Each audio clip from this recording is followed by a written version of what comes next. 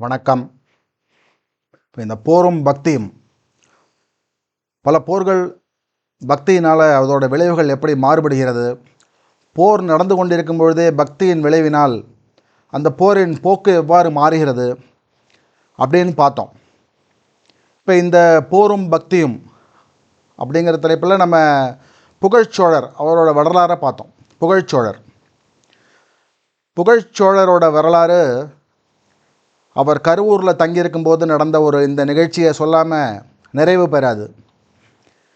ரொம்ப முக்கியமான அவரின் வாழ்வில் நிகழ்ந்த ஒரு நிகழ்வு. புகழ்ச்சோழர் அவர் கருவூரில் தங்கியிருக்கார் அப்படின்னு நம்ம பார்த்தோம். கருவூர் சோழர்களின் தலைநகரம். ரொம்ப காலம் அதுவும் சோழர்களின் தலைநகரமாக இருந்த ஒரு பெரிய ஊர், எழில் நிறைந்த ஊர்.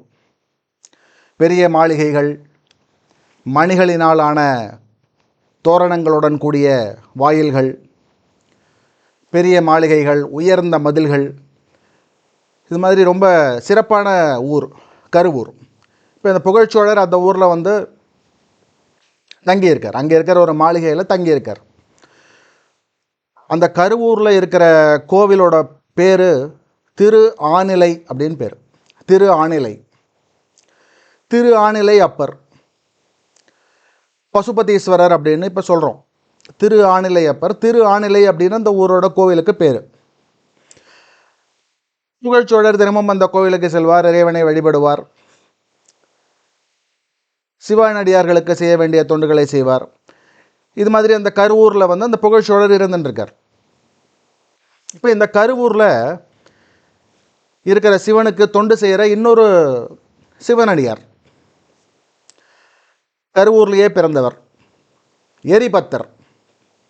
எரிபத்தர் அப்படின்னு ஒரு சிவனடியார்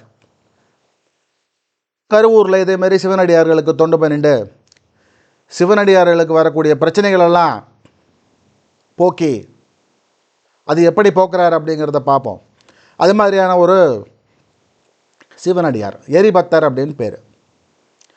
இப்போ இந்த திரு ஆநிலை கோவிலுக்கு தினமும் நந்தவனத்திலிருந்து புஷ்பங்களை பறித்து கொண்டு மாலை தொடுத்து கொடுக்கக்கூடிய ஒரு முனிவர் அப்படின்னு சொல்லலாம். அவர் பேர் சிவகாமி ஆண்டார் அப்படின்னு பேர்.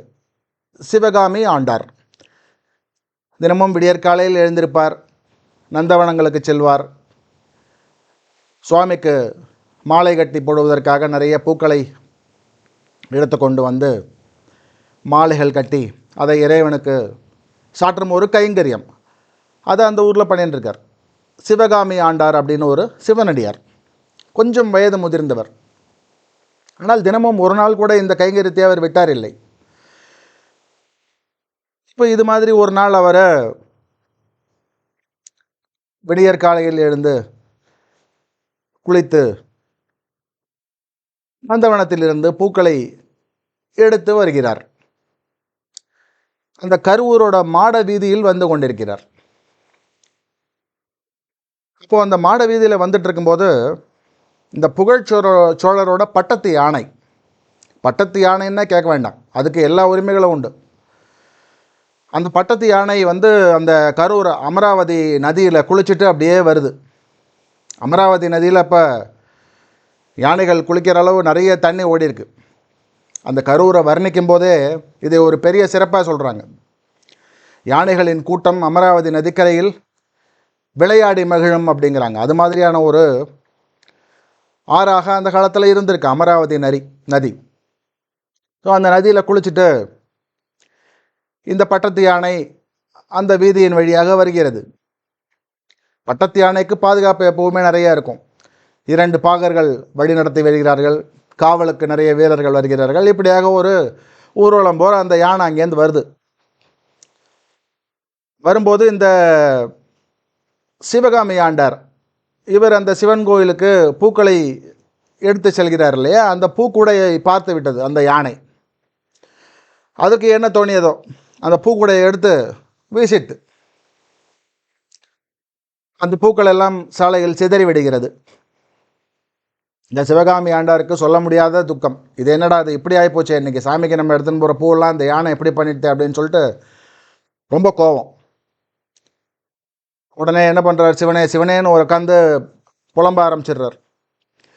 சிவனே, இது மாதிரி உன் தலையில் கங்கையை சூடின்னு இருக்கியே, பிறையை சூடின்னு இருக்கியே, உன் தலையில் அலங்கரிப்பதற்காக கொண்டு வந்த பூக்களை இந்த யானை சிதறடித்து விட்டது. யானையோட தோலையே உடுத்து உனக்கு பறித்து வந்த பூவை இந்த யானை இப்படி பண்ணிடுது அப்படின்னு சொல்லிட்டு உட்காந்து புலமேன் இருக்கார். சிவனே சிவனே சிவனே சிவனேன்னு. அப்போ அந்த வழியா எரிபத்தர் வரார். இது மாதிரி ஒரு சிவனடியார் உட்காந்து சாலையில் புலமேன் இருக்கிறத பார்த்த உடனே அவருக்கு ஒரே பதப்பா. அங்கேருந்து வந்து இவர்கிட்ட கேட்குறார், ஐயா என்ன ஆச்சு, எதுக்கு இப்படியா புலம்பிட்டு இருக்கீங்க, சிவனே சிவனேன்னு என்ன ஆச்சு அப்படின்னு கேட்குறார். அப்போது அந்த சிவகாமி ஆண்டார் சொல்கிறார், நான் இதை மாதிரி டெய்லி சிவனுக்கு பூக்கள் எடுத்துன்னு போயின்னு இருப்பேன். இன்றைக்கி அதேமாரி நந்தவனத்துலேருந்து பூக்கள் எடுத்துன்னு போகும்போது ஒரு யானை வந்து அந்த கூடையை பிடிக்கி தூக்கி போட்டு போயிட்டு பூக்கள் எல்லாம் சிதறி கிடைக்கிறது. இப்போ நான் என்ன பண்ணுறதுனே தெரியல. இன்றைக்கி சிவனுக்கு செய்யக்கூடிய கைங்கரியம் இப்படியாக பாதிக்கப்பட்டு விட்டது அப்படின்னு தான் எனக்கு ரொம்ப வருத்தம் அப்படின்னு சொல்கிறார். உடனே இந்த எரிபத்தருக்கு சொல்ல முடியாத கோபம். இப்படியா செய்தது அந்த யானை? சிவனுக்கு சமர்ப்பணம் செய்ய எடுத்துக்கொண்டு செல்லப்பட்டிருந்த அந்த பூக்கூடையை இந்த யானை இப்படியாக செய்து விட்டதா? அந்த யானையை நான் என்ன செய்கிறேன் பார் அப்படின்னு சொல்லிட்டு அவருக்கு ரொம்ப கோபம். உடனே அவர் வந்து எப்போவுமே ஒரு மழு அப்படிங்கிற ஒரு ஆயுதத்தை வச்சுருப்பார் கையில். மழு அப்படின்னா ஒரு கோடாலி மாதிரியான ஒரு ஆயுதம். ரொம்ப கோபம். அந்த யானை எந்த பக்கமாக போச்சு சொல்லுங்கள் அப்படின்னு கேட்குறார். ஐயா இந்த பக்கமாக தான் போச்சு அந்த யானை அப்படின்னு அவர் ஒரு திசையை காமிக்கிறார். உடனே கடும் கோபம் கொண்டு அந்த மழு என்கிற அந்த போர்க்கருவியை எடுத்துக்கொண்டு அந்த யானை சென்ற பக்கம் விரைந்து செல்கிறார். விரைந்து சென்று அந்த பட்டத்து யானையின் முன்னால் அந்த கோடாலி போன்ற அந்த மழுவை ஏந்தி நிற்கிறார். இந்த யானை தான் இப்படி செய்ததா அப்படின்னு சொல்லிட்டு கடும் கோபத்தோடு பார்க்குறார். இவர் முன்னாடி போய் அப்படி நின்ன உடனே அந்த யானை இவர் மேலே பாய வருது. இவர் உடனே என்ன பண்ணுறாரு, கையில் இருந்த அந்த மழு என்கிற ஆயுதத்தால் யானையின் துதிக்கையை ஓங்கி சிதைத்து விடுகிறார். தும்பிக்கை சிதைக்கப்பட்ட யானை கீழே விழுந்து கதறி உயிர் விடுகிறது. அப்படி ஒரு கோபம். சிவனுக்காக எடுத்து செல்லப்பட்ட அந்த பூக்கூடையை இப்படியா செய்தாய் அப்படின்னு சொல்லிட்டு அந்த யானை மேலே ரொம்ப கோபம். இந்த கோடாலி மாதிரியான அந்த மழு என்கிற ஆயுதத்தினால் அதோட தும்பிக்கையை வெட்டிவிட்டார். வெட்டின உடனே அந்த யானை கீழே விழுந்து துடிச்சு செத்து போச்சு. பட்டத்து யானை. அதை ஓட்டி கொண்டு வந்த 2 பாகர்களும் அந்த ஆயுதத்தினால் தாக்கப்பட்டு உயிரிழக்கிறார்கள். அவர்களையும் எரிபத்தர் கொன்று விடுகிறார். இது கூட யானையோட காவலுக்காக வந்திருந்த ஒரு 3 பேர் காவலர்கள், அவங்க 3 பேர் தலையும் சிதைக்கப்படுகிறது. கடும் கோபம். இப்படியாக பட்டத்து யானை, அதோட பாகர்கள் 2 பேர், அதற்கு கூட வந்த காவலர்கள் 3 பேர், இப்படியாக ஒரு 5 அந்த பட்டத்து யானையையும் கொன்று தீர்த்து விடுகிறார். இப்போ இந்த காவலுக்கு இந்த யானையோட கூட வந்த இன்னும் சில பேர் இருக்காங்க. அந்த காவலர்கள்லாம் உடனே பயந்து போய், ஐயோ பட்டத்து யானைக்கு இப்படி ஒரு கதியா அப்படின்னு சொல்லிட்டு ஓடுறாங்க. ஓடி போய் அரண்மனையில் வாயிற் காவலர்கள்ட்ட சொல்கிறாங்க,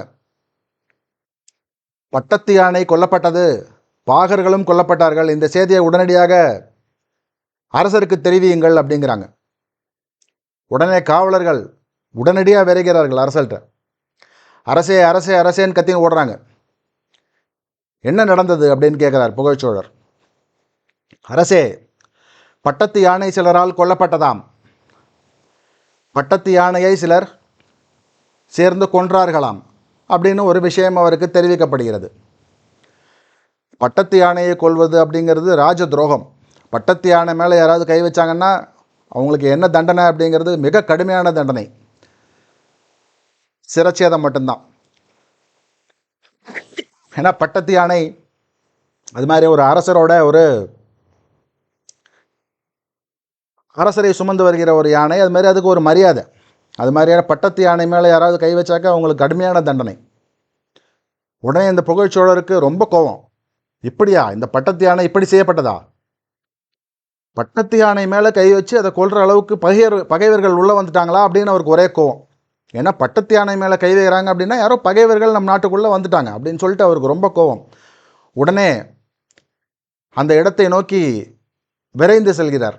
இதை பார்த்துட்டு அங்கே இருந்த தளபதிகள்லாம், ஆஹா, நம்ம நாட்டுக்குள்ளே யாரோ பகைவர்கள் வந்துட்டாங்க, அவங்கெல்லாம் சேர்ந்து தான் இந்த பட்டத்து யானையை கொண்டுட்டாங்க அப்படின்னு சொல்லிட்டு உடனே போர் முழக்கம் செய்யப்படுகிறது. நாட்டின் பாதுகாப்பு கேள்விக்குறியாகிவிட்டது. ஏன்னா பட்டத்து யானையே வந்து கொண்டுட்டாங்க பகைவர்கள். உடனே போர் முழக்கம் செய்யப்படுகிறது. பேரிகைகள் முழங்கப்படுகிறது, தாரை தப்பட்டைகள் முழங்கப்படுகிறது, போர் முழக்கம். உடனே அங்கங்கேருந்து இருந்த வீரர்கள்லாம் உடனே போர்க்கால நடவடிக்கையாக தங்கள் ஆயுதங்களுடன் அரண்மனையை நோக்கி விரைகிறார்கள். போர் சன்னதம் எங்கே பார்த்தாலும். யாரோ பகைவர்கள் உள்ளே வந்துட்டாங்க, பட்டத்து யானை கொல்லப்பட்டது. அரசர் அந்த நேரம் நோக்கி விரைகிறார். இந்த செய்தி கேள்விப்பட்ட உடனே யாரோ பகைவர்கள் வந்துட்டாங்கன்னு உடனே எல்லாரும் படைக்கலனோடு சேர்ந்து அரண்மனையை நோக்கி விரைகிறார்கள். போர்க்கால நடவடிக்கை. போர் பேரிகைகள் முழங்கப்படுகிறது. உடனடியாக ஒரு போர் சன்னதம். எல்லாம் சேர்ந்து அரண்மனையை சூழ்ந்து வராங்க, எல்லா படை வீரர்களும். ராஜா தன்னோட குதிரையில் அரண்மனையை விட்டு வெளியில் போகிறார். அப்படியே இது எங்கே நடந்தது அப்படின்னு சொல்லிட்டு உடனே அவர் பின்னாடி ஒரு பெரிய படை, அந்த கருவூரை பாதுகாத்து கொண்டிருந்த படை அத்தனையும் அரசரின் பின்னால் அணிவகுக்கிறது. யாரோ பகைவர்கள் வந்துட்டாங்க அப்படின்னு எல்லாரும் விரைந்து போகிறாங்க. போயிட்டு அந்த அரச வீதியில் பார்த்தாக்க யானை, பட்டத்து யானை இறந்து கிடக்கிறது. அது கூட வந்த 5 காவலர்களும் இறந்து கிடக்கிறார்கள். அந்த இடத்துல ஒரு சிவனடியார் கையில் ஒரு மழுவை ஏந்தி நிற்கிறார். இந்த காட்சியை பார்த்த உடனே புகழ்ச்சோழருக்கு நிச்சயமாக இந்த சிவனடியார் இதை செய்திருக்க மாட்டார் அப்படின்னு ஒரு எண்ணம். உடனே இந்த கொடும் செயலை செய்தது யார்? நிச்சயமாக இந்த சிவனடியாராக இருக்க முடியாது. யார் செய்தது? உடனடியாக சொல்லுங்கள் அப்படிங்கிறார். உடனே அந்த யானை கூட வந்த பாகர்களும் அங்கே தான் இருந்தாங்க. அரண்மனைக்கு போய் விஷயத்த சொன்னவங்க. உடனே அரசர் முன்னிலையில் வந்து, அரசே, இந்த நிற்கிறாரே கையில் கோடாலி மாதிரி ஒரு மழுவை ஏந்தி நிற்கிறாரே, இவர் தான் அரசே இந்த பட்டத்து யானையை கொன்றது, 5 பாகர்களையும் கொலை செய்தது இவர்தான் அப்படின்னு சொல்லிட்டு வணங்கி நிற்கிறாங்க. இப்போ இந்த புகழ்ச்சோழருக்கு ஏதோ தப்பு நடந்திருக்கு அப்படிங்கிறது தெரிஞ்சு போச்சு.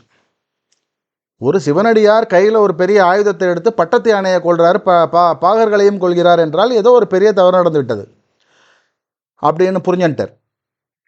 புரிஞ்சு உடனடியாக தன்னோட குதிரையிலேருந்து இறங்குறார். படை வீரர்களை அங்கேயே இருக்க சொல்கிறார். நேர அந்த எரிபத்தரிடம் செல்கிறார், வணங்குகிறார். அவர்கிட்ட என்ன நடந்தது, ஏன் இப்படி பண்ணினீங்க அப்படின்னு அவர் கேட்கல. ஏன்னா ஒரு சிவனடியார் இதை பண்ணியிருந்தார் அப்படின்னா நிச்சயமாக அங்கே ஏதோ ஒரு தப்பு நடந்திருக்கும், அதனால தான் அவர் அப்படி பண்ணியிருக்கார் அப்படின்னு சொல்லிட்டு அந்த எரிபத்தர்கிட்ட போயிட்டு வணங்கி, சிவனடியாரே, இங்கு நடந்த தவறுக்கு இந்த யானை மற்றும் பாகர்கள் இறந்த பிராயச்சித்தம் மட்டும் போதுமா, இல்லை வேற ஏதேனும் ஒரு பிராயச்சித்தம் செய்யப்பட வேண்டுமான்னு கேட்குறார். அவர்கிட்ட போய் என்ன நடந்தது, ஏன் இப்படி பட்டத்து யானையை பண்ணீங்க அப்படின்லாம் அவர் கேட்கல. அவ்வளோ பணிவு சிவனடியாரை பார்த்தோன்னே, இங்கே ஏதோ தப்பு நடந்திருக்கு, அதனால தான் இவர் இப்படி பண்ணியிருக்கார் அப்படின்னு சொல்லிட்டு ரொம்ப பணிவோட அவர்கிட்ட போய், இங்கு நடந்த தவறுக்கு இந்த தண்டனை போதுமானதா, இந்த பட்டத்து யானையும் பாகர்களும் உயிரிழந்தது மட்டும் போதுமா, இல்லை இந்த கொடுமையான சம்பவம் ஏதோ நடந்திருக்கு, அதற்கு வேறு ஏதேனும் ஒரு பரிகாரம் செய்யப்பட வேண்டுமா அப்படின்னு கேட்குறார். அப்படியான ஒரு பணிவு சிவனடியார்களை பார்த்தவுடன். உடனே இவரோட பண்பை பார்த்தவுடன் எரிபத்தருக்கு, ஆஹா, இது என்னடா இவ்வளவு அன்பும் பண்புமான ஒரு அரசனுடைய பட்டத்து யானையை நம்ம கொலை பண்ணிட்டோம் அப்படின்னு அவருக்கு ஒரு பரிதவிப்பு. அவர் உடனே, அரசே, திரு ஆணிலை கோவிலுக்கு எடுத்து செல்லப்பட்ட பூக்கூடையை இந்த பட்டத்து யானை பிடுங்கி சாலையில் வீசியது, பூக்கள் சிதறியது. இன்றைக்கு இந்த இறைவனுக்கு சூடவிருந்த பூக்கள் ஏதோ சாலையில் கிடக்கின்றன. அதனை அடக்காமல் இந்த பாகர்களும் விட்டுவிட்டார்கள். அதற்கான தண்டனையை இந்த யானைக்கும் அந்த பாகர்களுக்கும் அளித்தேன் அப்படின்னு சொல்கிறார். உடனே அந்த புகழ்ச்சோழர், ஆஹா, திரு ஆணிலை அப்பருக்கு சூட்டப்படவிருந்த பூக்களை இந்த யானை சாலையில் வீசியதா, இது மாதிரி ஒரு பாதக செயலா?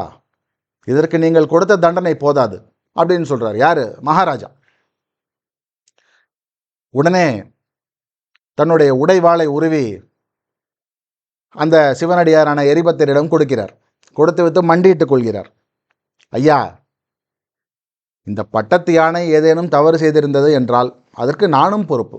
ஏன்னா நான் தான் ராஜா. என்னோட பட்டத்து யானை தான் அது. அந்த பட்டத்து யானை செய்த தவறுக்கு இந்த பாகர்கள் மட்டும் பொறுப்பல்ல, நானும் தான் பொறுப்பு. அதனால் என்னுடைய தலையையும் நீங்கள் இந்த உடைவாளை வைத்து கொய்து விடுங்கள், அதுதான் எனக்கு சரியான தண்டனை அப்படின்னு சொல்லிட்டு அவர் முன்னாடி மண்டிட்டு வணங்கி தலையை காமிக்கிறார். உடனே அந்த எரிபத்தருக்கு இன்னும் பதட்டமாகி போச்சு. இது மாதிரியான ஒரு பக்தரா, இது மாதிரி சாமி மேலே ஒரு பக்தியா, இப்படியாக ஒரு சிவனடியாரா, இது மாதிரி ஒரு பண்பா, இது மாதிரி ஒரு அன்பா, இது தெரியாமல் போச்சு நம்மளுக்கு. இது தெரியாமல் அந்த யானையை நம்ம கொண்டுட்டோமே, இந்த பாகர்களையும் கொண்டுட்டோமே அப்படின்னு சொல்லிட்டு அவர் அந்த உடைவாளை வாங்கி கொள்றதுக்கு தயங்குறார். அதுக்கப்புறம் அவருக்கு தோன்றது, நம்ம இந்த உடைவாளை வாங்கிக்கலைன்னா இந்த அரசன் தன்னுடைய உடைவாளை வைத்தே தன்னை மாய்த்து கொள்வானோ அப்படிங்கிற ஒரு சந்தேகம் வந்து அந்த வாளை இப்படி வாங்கிக்கிறார். வாங்கின உடனே அரசர் அவருக்கு முன்னாடி மண்டையிட்டு தலையை காமிக்கிறார். ஐயா, தயவுசெய்து என்னுடைய தலையையும் கொய்து விடுங்கள், அதுதான் இந்த நிகழ்ச்சிக்கு சரியான பரிகாரம். தயவுசெய்து என் தலையையும் துண்டித்து இந்த மகா பாதக செயலுக்கு பிராயச்சித்தம் செய்வதற்கு எனக்கு நீங்கள் அனுகிரகிக்க வேண்டும் அப்படின்னு சொல்லிட்டு தலையை குனிஞ்சுக்கிறார். இதை பார்க்குறாரு எரிபத்தர். இது என்னடா இது அப்படின்னு சொல்லிட்டு, இவ்வளவு அன்பா, இவ்வளவு பண்பா அப்படின்னு சொல்லிட்டு, இது மாதிரி ஒரு செயல் செய்ததுக்காக நம்ம தான் நம்மளோட தலையை துண்டிச்சுக்கணும் அப்படின்னு ஒரு முடிவுக்கு வந்துடுறார் எரிபத்தர். அந்த உடைவாளை தன்னுடைய தலைகிட்ட கொண்டு போய் அறுத்துக்கிறதுக்கு ட்ரை பண்ணுறார். அது மாதிரி பண்ணும்போது அரசர் அப்படி பார்த்துட்டு, ஆஹா இது என்னது இது அப்படின்னு சொல்லிட்டு அந்த எரிபத்தரோட கையையும் வாளையும் பிடித்து கொள்கிறார். இது என்ன இது செயல்? இது மாதிரியான ஒரு செயலை நீங்கள் எப்படி செய்ய துணியலாம் அப்படின்னு சொல்லிட்டு அந்த சிவனடியார் அந்த வாளையும் அவருடைய கையையும் சேர்த்து பிடித்து கொள்கிறார். பிடித்து கொண்டு அந்த செயலை தடுக்கிறார். தடுத்த உடனே இப்படியாக ஒரு அன்பு, சிவனடியாரின் மேல் உள்ள பண்பும் அங்கே மிகுதியாக இந்த இரண்டு சிவனடியார்களுக்கும் இடையே பரிமாறிக்கொள்ளப்படுகிறது. அப்படியான ஒரு அன்பு, அப்படியான ஒரு பண்பு. அந்த க்ஷணத்தில், அந்த நேரத்தில் சிவனாரின் குரல் வானத்தில் அசரீரியாக ஒலிக்கிறது. உங்கள் இருவருடைய பேரன்பையும், இறைவனின் மேல் நீங்கள் வைத்திருக்கும் பேரன்பையும், உங்களுடைய மிகப்பெரிய பண்பையும் இந்த உலகத்திற்கு எடுத்துக்காட்டுவதற்காகவே இப்படியாக ஒரு திருவிளையாடல் நடத்தப்பட்டது. இந்த பட்டத்து யானை இந்த பூக்கூடையை தூக்கி எறிந்தது என்னமோ இறைவனின் செயல், அவனுடைய திருவிளையாடல். அதனால தான் இப்படி நடந்தது. உங்கள் இரண்டு பேருடைய பக்தியையும் பேரன்பையும் பண்பையும் இந்த உலகத்திற்கு காட்டுவதற்காக நடத்தப்பட்ட ஒரு திருவிளையாடல் அப்படின்னு சொல்லிட்டு ஒரு அசரீரி வானத்திலேருந்து எல்லாருக்கும் கேட்கும்படியாக கேட்கிறது. உடனடியாக அங்கிருந்தவர்கள்லாம் திகைத்து போய் பார்க்கிறார்கள். சிவனாரின் குரல் வானத்திலிருந்து அசரீரியாக கேட்கிறது. இந்த இரண்டு சிவனடியார்களும் உடனடியாக ஆயுதத்தை கைவிட்டு அந்த பேரன்பை வணங்குகிறார்கள். அடுத்த நிமிடம் அந்த பட்டத்து யானை புதிய பொலிவோடு ஒன்றுமே நடக்காதது போல எழுந்து வருகிறது. இறந்துபட்ட பாகர்களும் உயிர் பெற்று அந்த யானையோடு வருகிறார்கள். எல்லாரும் பிரமிப்பாக பார்த்துட்டு இருக்காங்க, இப்படி ஒரு நிகழ்ச்சியா அப்படின்னு. அந்த சிதறப்பட்ட பூக்கள், அதைவிட அதிகமான பூக்கள் அந்த கூடையில் புது பொலிவோடு நிறைந்து இருக்கிறது. சிவகாமி ஆண்டார் அதை பார்த்து திகைத்து போகிறார். இப்படியான ஒரு திருவிளையாடல் கருவூரில் நடத்தப்படுகிறது. புகழ்ச்சோழர், எரிபத்தர் இவர்களுடைய அன்பையும் பண்பையும் உலகத்திற்கு காட்டுவதற்காக, பக்தியையும் எடுத்து காட்டுவதற்காக சிவனால் நடத்தப்பட்ட ஒரு திருவிளையாடல். உடனடியாக அனைவரும் அந்த பேரன்பை வணங்குகிறார்கள். எரிபத்தர் புகழ்ச்சோழரை நமஸ்கரிக்கிறார். புகழ்ச்சோழர் எரிபத்தரின் காலடிகளில் வணங்குகிறார். இப்படியாக அந்த அன்பு அங்கே பரிமாறிக்கொள்ளப்படுகிறது. எரிபத்தர் உடனே அந்த அரசரிடம் சொல்கிறார், அரசே, இந்த பட்டத்து யானைகள் நீங்கள் வீட்டிற்கும் அழகை நான் காண வேண்டும், ஏறி உட்காந்துக்கோங்க அப்படிங்கிறார். உடனே அவர் அந்த பட்டத்து யானையின் மேல் ஏறி அமர்ந்து கொள்கிறார். அனைவரும் சேர்ந்து திரு ஆணிலை அப்பரை காண செல்கிறார்கள். அந்த பூக்களில் நிறைந்த பூக்குடையில் நிறைந்த பூக்களையும் எடுத்துக்கொண்டு சிவகாமி ஆண்டாரம் மிக்க சந்தோஷத்துடன் கோவிலுக்கு செல்கிறார். அனைவரும் அந்த இறைவனை அற்புதமாக தரிசிக்கிறார்கள். இப்படியாக ஒரு வரலாறு, இப்படியாக ஒரு சிவனின் திருவிளையாடல். 2 பக்தர்களின் பேரன்பையும் பக்தியையும் இந்த உலகத்திற்கு காட்டுவதற்காக சிவனார் மேற்கொண்ட ஒரு திருவிளையாடல் கருவூரில் நிகழ்த்தி காண்பிக்கப்பட்டது. பெரிய போர் முழக்கம், படைகள் அவசர நிலைக்காக அணிவகுக்கப்படுகிறது. பகைவனை தேடி அரசரின் தலைமையில் போகும்பொழுது அந்த பகைவனை பார்த்த உடனே புகழ்ச்சோழருக்கு என்ன பண்ணுறதுன்னே தெரியல. இப்படியா அப்படின்னு சொல்லிட்டு உடனே அவரிடம் தண்டனிட்டு தன்னுடைய உடைவாளையை அவரிடம் கொடுத்து, ஐயா, தயவுசெய்து இந்த பாதகத்திற்கு என்னுடைய தலையை நீங்கள் கொய்து விடுங்கள், இதுதான் அதற்கு சரியான தீர்வு அப்படிங்கிறார். இது மாதிரியான ஒரு நிகழ்ச்சி, இது மாதிரியான ஒரு திருவிளையாடல் புகழ்ச்சோழர் கருவூரில் இருக்கும் பொழுது நடந்த ஒரு நிகழ்ச்சி. ஸோ எரிபத்த நாயனாரும் புகழ்ச்சோழ நாயனாரும் கருவூரில் சந்தித்து கொண்ட ஒரு நிகழ்ச்சி. இது மாதிரியான ஒரு பக்தி 2 பேருக்கும். அந்த எரிபத்தர் கரூரில் வாழ்ந்து சிவனடியார்களுக்கு தொண்டு செய்து கடைசியாக கைலாய பதவியை அடைகிறார். புகழ்ச்சோழரோட வரலாறு நம்ம முன்னாடி பார்த்தோம். ஸோ இப்படியாக 2 நாயன்மார்கள் சந்தித்து கொண்ட ஒரு வரலாறு. இது போன்ற ஒரு பேரன்பு, அளவிட முடியாத பக்தி, இதில் கொஞ்சமாவது நம்மளுக்கு கிடைக்கணும் அப்படின்னு ஒரு பிரார்த்தனை பண்ணிப்போம். பார்க்கலாம்.